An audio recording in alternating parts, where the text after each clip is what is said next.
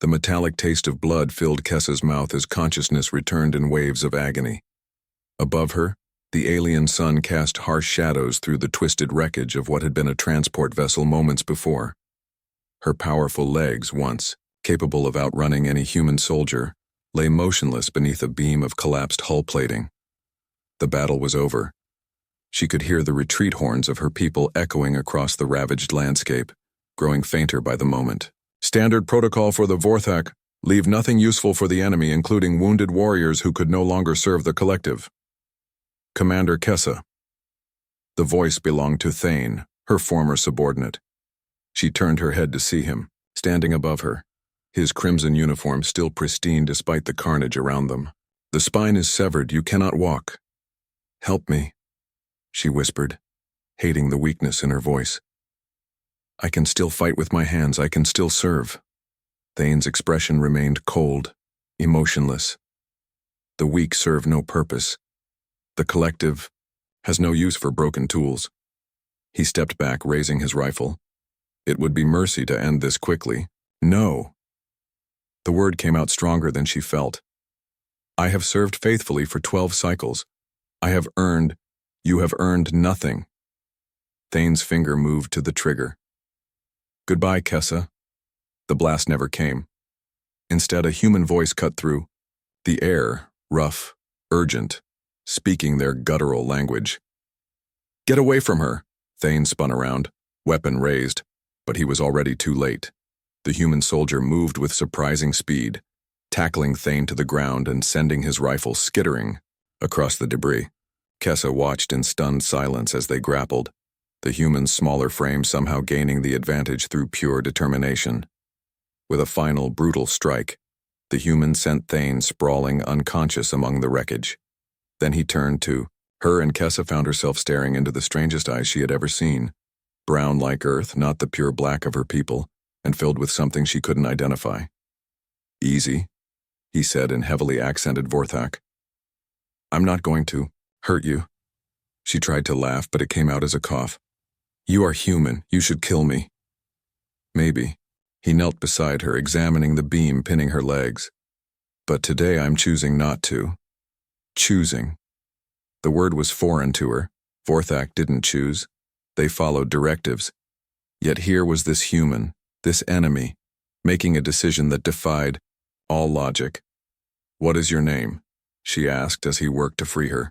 Jake Martinez, Corporal, 3rd Infantry.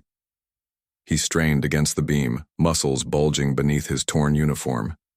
And you? Kessa. I am a commander of the 1st Strike Force. Nice to meet you, Commander. The beam shifted slightly, enough for him to slide his arms underneath her. This is going to hurt. The pain that shot through her as he lifted her was unlike anything she had ever experienced. Her vision grayed at the edges and she nearly lost consciousness again. But through it all, she felt his arms holding her steady, refusing to let her fall. Why? She gasped against his shoulder.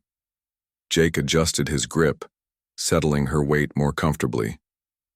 Because everyone deserves a choice about how they die. And maybe you don't have to die today. In the distance, she could hear human voices calling his name, ordering him to fall back. But Jake Martinez kept walking forward, carrying her enemy weight as if she were precious cargo instead of a burden. For the first time in her life, someone had chosen her. Someone had decided she was worth saving.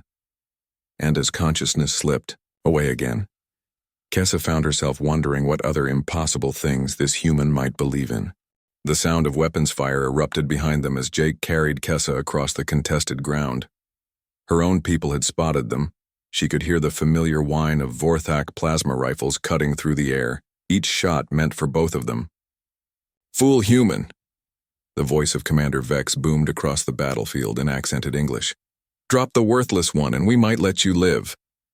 Jake's grip tightened around her, his breathing labored but steady. Not happening, he muttered, more to himself than to her. Kessa felt each jarring step as he navigated through the debris field, using destroyed vehicles and fallen structures as cover. Her legs dragged uselessly, sending spikes of pain through her shattered spine with every movement. She should tell him to leave her. It was logical, practical, the way of survival. Instead, she found herself studying his face. Sweat beaded on his forehead, mixing with dirt and blood from a cut above his eye. His jaw was set with determination she had never seen before, not even in the most dedicated Vorthak warriors. They fought for duty. This human fought for... What? You're insane, she whispered. Your own people will court-martial you for this. Probably. A plasma bolt seared past them, close enough that she could smell the ozone. Jake ducked lower, shielding her with his body. But I've been called worse things. Another voice called out from the Vorthak lines. Thane, apparently recovered from their earlier encounter. Kessa, you bring shame to our people. Tell the human to abandon you. She should. Every fiber of her training demanded it.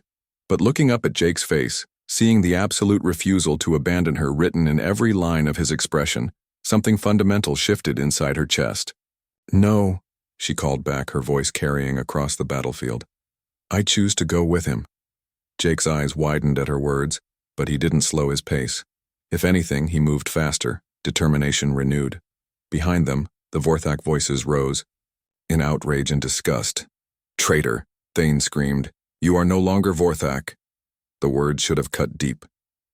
To be cast out from the collective was the worst fate imaginable. Yet as Jake's arms held her secure against his chest, Kessa found the sting was less than she expected. They reached a cluster of human soldiers taking cover behind an overturned transport. Jake's squad mates stared in shock as he approached with his enemy cargo. Martinez, what the hell are you doing? A sergeant with graying hair emerged from cover. Command ordered full retreat 10 minutes ago. I know, Sarge. Jake gently lowered Kessa to the ground, keeping one hand supportively on her shoulder. But I couldn't leave her. She's Vorthak. She's the enemy. She's injured and abandoned. Jake's voice carried a quiet authority that surprised everyone present. And she's coming with us. The sergeant opened his mouth to argue, but another plasma barrage forced them all to take cover. When the firing stopped, Jake was already lifting Kessa again. We can discuss this later, he said. Right now we need to move. The journey to the human extraction point was a blur of pain and confusion for Kessa. Jake carried her through 2 more firefights, never once considering leaving her behind. His squad mates grumbled and complained, but they covered their retreat, perhaps recognizing something in Jake's determination that brooked no argument. During a brief rest stop, Kessa caught Jake's attention. Why do you do this? Your people hate me. My people have disowned me. What purpose does this serve? Jake looked down at her, those strange brown eyes soft with an emotion she couldn't name. Maybe it doesn't serve a purpose. Maybe some things are just right. Right? The concept was foreign to her. Actions were efficient or inefficient, beneficial or detrimental to the collective. But right? Yeah. He adjusted his grip, preparing to lift her again. Maybe choosing to save someone doesn't need a reason beyond them being worth saving. As they moved toward the extraction point, Kessa found herself seeing everything differently. The human soldiers who had initially protested, Jake's decision now formed a protective formation around them. They weren't following orders. They were following their loyalty to one of their own, even when that loyalty extended to his inexplicable choice to save an enemy. For the first time in her life, she was part of something that wasn't built on duty or fear or collective necessity. She was part of a choice, Jake's choice, and somehow that made her feel more valuable than all her years of perfect service to the Vorthak ever had. The human medical facility was unlike anything Kessa had ever experienced. Where Vorthak healing centers were sterile, efficient places focused solely on returning warriors to combat readiness, this place hummed with something she couldn't identify at first. It took her 3 days to realize what it was: compassion. Dr. Elena Vasquez, the chief medical officer, had initially been skeptical about treating a Vorthak prisoner. But Jake's quiet insistence and Kessa's obvious vulnerability had won her over. Now, 2 weeks later, Kessa found herself looking forward to the doctor's daily visits almost as much as she anticipated Jake's. The spinal damage is healing better than expected, Dr. Vasquez said, reviewing the latest scans on her tablet. The nanobotic treatment is working. You should regain partial mobility in your legs within the month. Kessa nodded, still amazed. That these humans were using their advanced medical technology to heal an enemy. Among my people, I would have been disposed of by now. Well, you're not among your people anymore. The doctor's voice was gentle but firm. Here, we believe every life has value. After Dr. Vasquez left, Kessa lay staring at the ceiling, wrestling with concepts that challenged everything she had been taught. Individual worth, the value of a single life over collective efficiency, choice as something meaningful rather than weakness. The soft knock on her door interrupted her thoughts. "Come in," she called, already knowing who it would be. Jake entered carrying a tray of food, real food, not the nutrition paste she had expected. The smell made her mouth water in a way she hadn't experienced since childhood, before military rations became her only sustenance. "I brought you something from the mess hall," he said, setting the tray on her bedside table. "Thought you might be tired of the medical unit food." "You bring me meals every day," she observed, studying his face. "This is not part of your duties." Jake settled into the chair beside her bed, the same chair he had occupied every evening for 2 weeks. "No, it's not." "Then why?" He was quiet for a long moment, considering his answer. "Because I want to. Because when I see you here alone, something in me says that's not right. Because—" He met her eyes. "Because I like talking with you." The admission sent in strange warmth through her chest. "We are enemies, Jake Martinez. We were taught to hate each other before we could walk. Were we?" He leaned forward slightly. "Or were we taught to hate an idea of each other? Because the more I talk with you, the more I realize I don't know anything about who you really are." Over the following days, their conversations deepened. Jake told her about growing up on Earth, about a world where people chose their own paths instead of being assigned roles at birth. He spoke of his family, a concept that confused her at first since Vorthak children were raised communally, and of dreams he had set aside to serve in the military. In return, Kessa found herself sharing things she had never spoken aloud. Her childhood memories of wanting to create art instead of weapons. The loneliness of perfect efficiency, where emotional connections were seen as weaknesses. The gnawing emptiness of serving a collective that valued her only for her function. "I have never had a friend," she admitted one evening as Jake helped her with the physical therapy exercises Dr. Vasquez had prescribed. His hands were gentle as he guided her leg through the movements, his touch sending unfamiliar sensations through her healing nervous system. "Never." His voice was soft with something like sorrow. "Friendship implies choice. Vorthak do not choose. We are assigned companions for efficiency." She paused, meeting his eyes. "But I think I am beginning to understand what friendship means."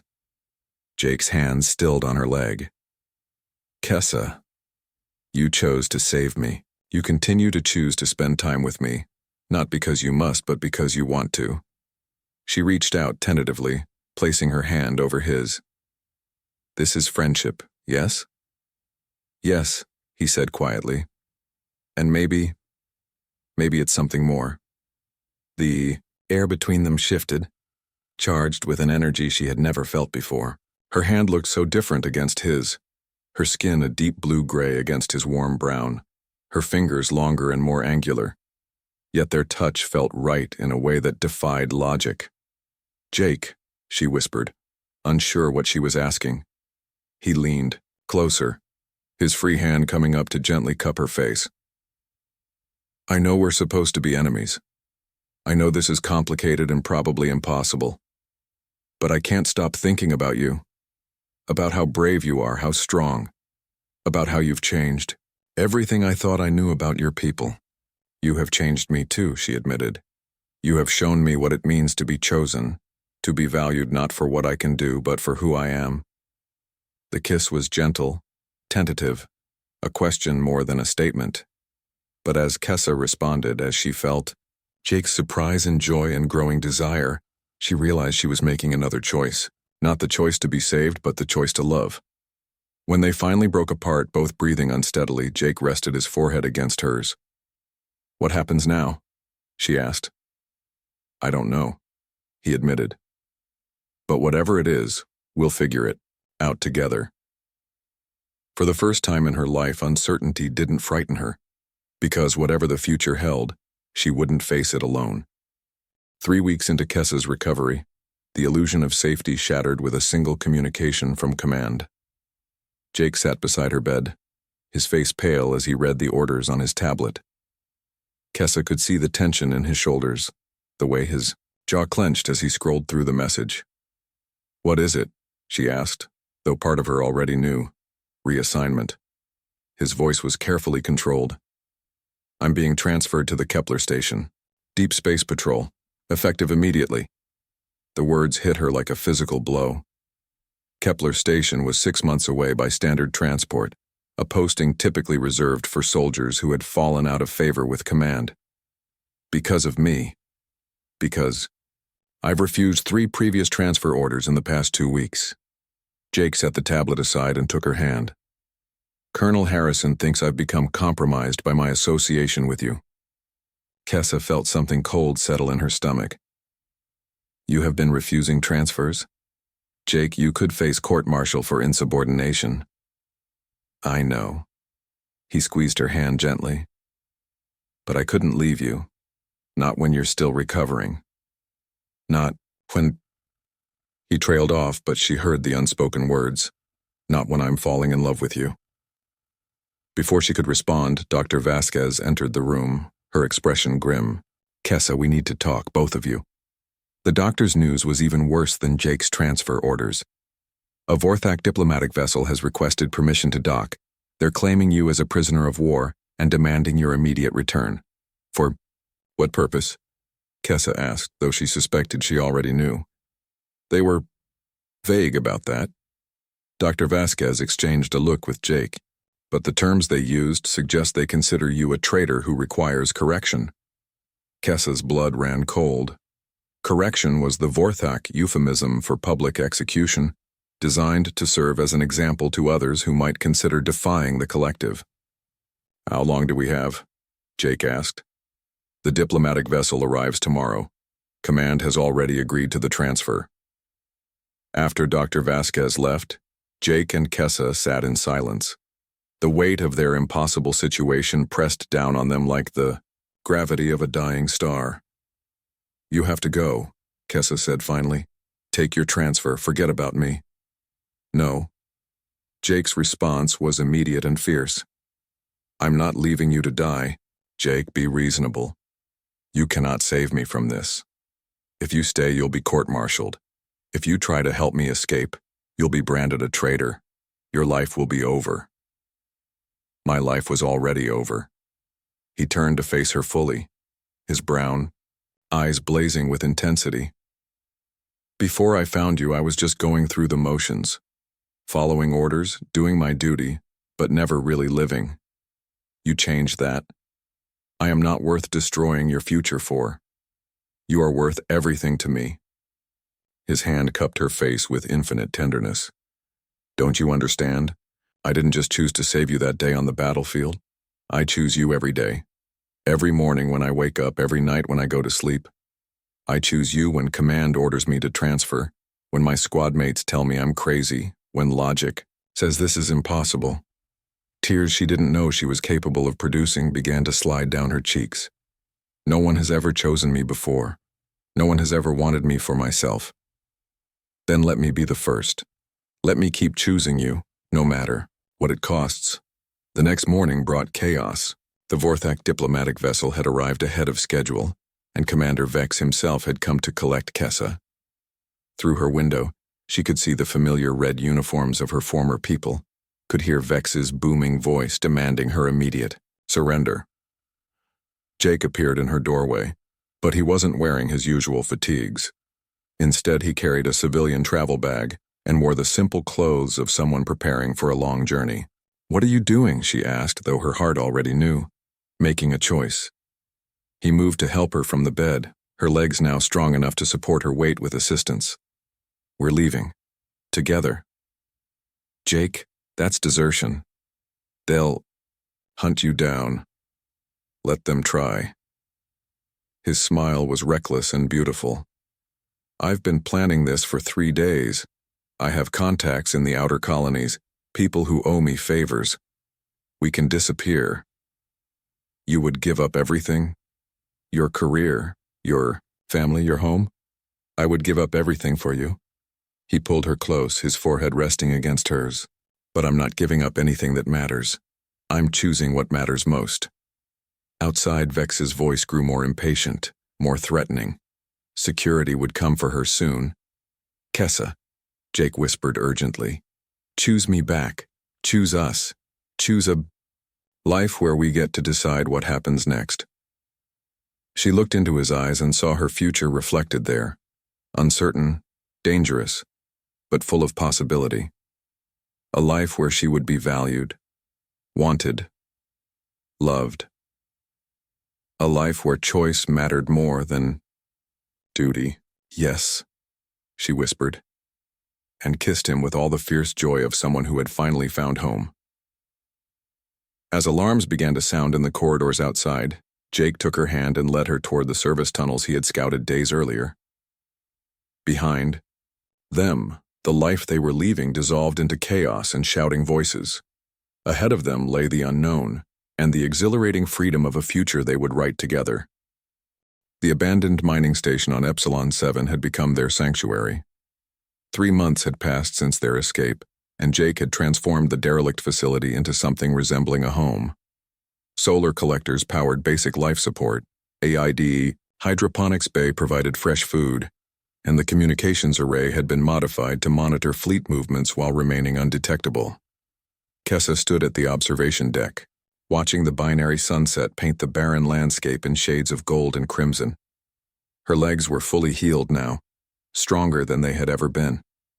But more than her body had changed. Everything about who she was had been transformed by the choice to love and be loved in return. Credits for your thoughts, Jake said, wrapping his arms around her from behind. She leaned back against his chest, marveling at how perfectly they fit together despite their different origins. I was thinking about the transmission we intercepted yesterday, she admitted. Both our peoples have declared us dead. Jake's arms tightened around her. The announcement had been expected but still painful. The human fleet had listed Corporal Jake Martinez as killed in action, while the Vorthak had proclaimed Kessa executed for treason. To the galaxy at large, they no longer existed. Any regrets? He asked softly. She turned in his arms, studying the face that had become more precious to her than her own life. The weeks of hiding had changed him too. He was leaner now, his eyes, holding a depth of contentment she had never seen during his military service. None, she said firmly. You? Only that it took a war for me to find you. He brushed a strand of her dark hair from her face. Though I suppose we needed to lose everything else to realize what we'd gained. The evening routine they had established began as always, sharing a meal Jake had prepared from their garden, discussing improvements to their shelter, planning their next supply run to the neutral trading post. But tonight felt different. There was an electricity in the air, a sense of completion approaching. After dinner, they sat together on the makeshift couch Jake had assembled from salvaged materials. The silence between them was comfortable, charged with unspoken understanding. Kessa, Jake said finally, his voice lower than usual. I need to tell you something. She felt her pulse quicken. What is it? The supply run next week. I've been in contact with someone who can help us. False identities, passage to the outer rim territories, we could disappear completely, start over somewhere new. A real life, she whispered. Together. Together. He cupped her face in his hands. But I need to know you're sure. Once we take that step, there's no going back. We'll be Jake and Kessa, not a human soldier and a Vorthak warrior. Just us. She had never been more certain of anything in her life. I stopped being a Vorthak warrior the moment you chose to save me. I have been just Kessa ever since. Your Kessa. The kiss that followed was different from the gentle, tentative touches they had shared before. This kiss was a promise, a claiming, a celebration of everything they had chosen together. When they broke apart, both were breathing unsteadily. I love you, Jake said, the words carrying the weight of absolute truth. Not because you're exotic or forbidden or because we've been through hell together.